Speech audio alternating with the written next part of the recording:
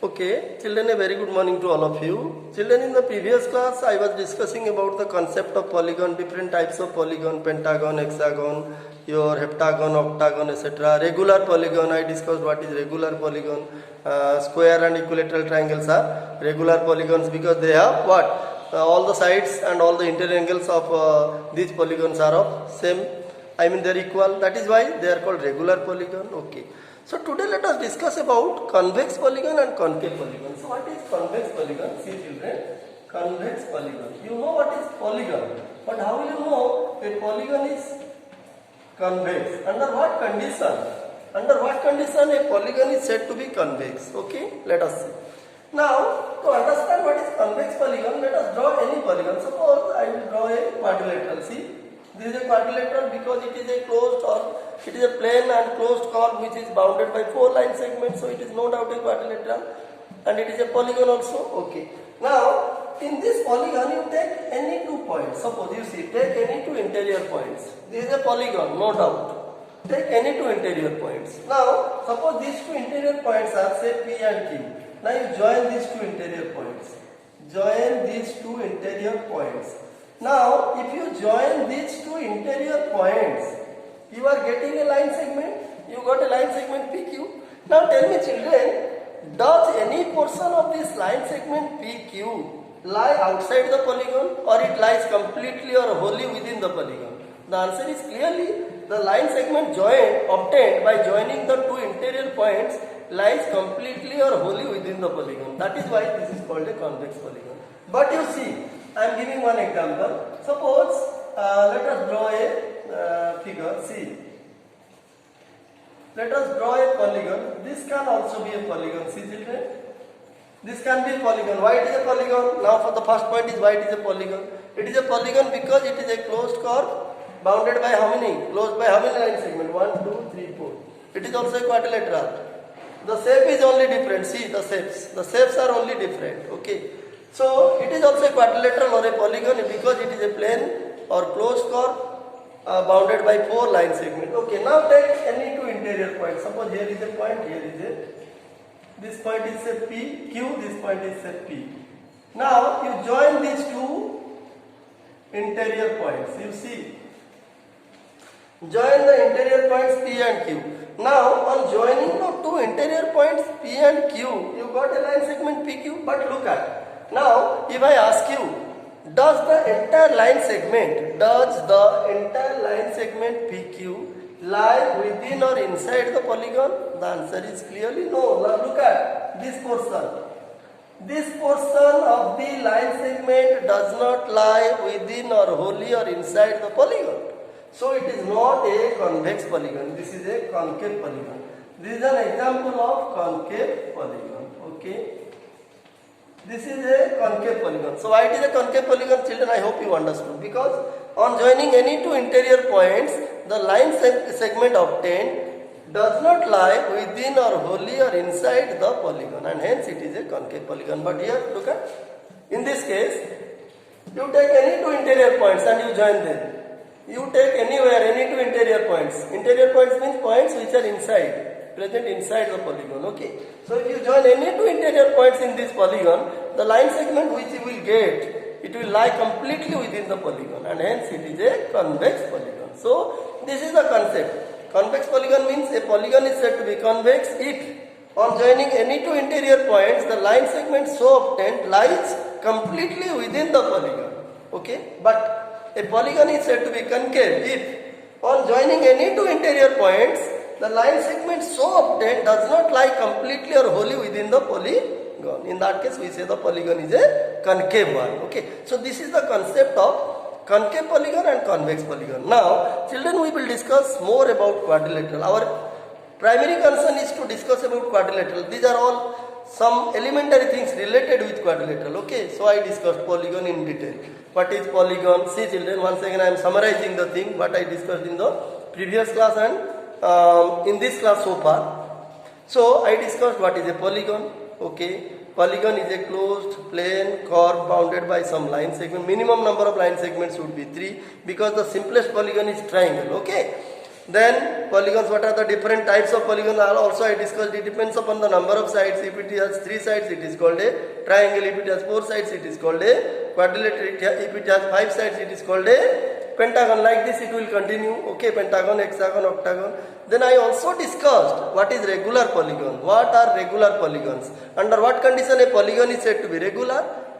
And under what condition a polygon is said to be only polygon, not regular. Okay. A polygon is said to be regular if it has what? If all its sides and all interior angles are equal. Then we call it a regular polygon, like equilateral, triangle, square, etc. Okay, these are the things which we had discussed in the previous class. Then also I had discussed about what? Adjacent side, okay, adjacent vertices, then your diagonal. What is diagonal of a pentagon? How to identify which one is the diagonal of a pentagon? Then I discussed what is convex polygon and concave polygon. Then we will go to the actual thing of this chapter, that is understanding quadrilateral. As you know, in a quadrilateral there are 4 sides. Okay, as there are 4 sides, there will be how many interior angles? Definitely 4 interior angles. Okay. Now the question is, what will be the sum of these 4 interior angles of a quadrilateral? Children, you know, in a triangle there are 3 angles, and what is their sum? That is known as your angle sum property, which we have been reading from class 5. We know that if we add the measure of the 3 angles of a triangle, it will always be equal to 180 degree. Now the question is, what will happen if we add all the 4 interior angles of if we take the sum of the 4 interior angles of a quadrilateral?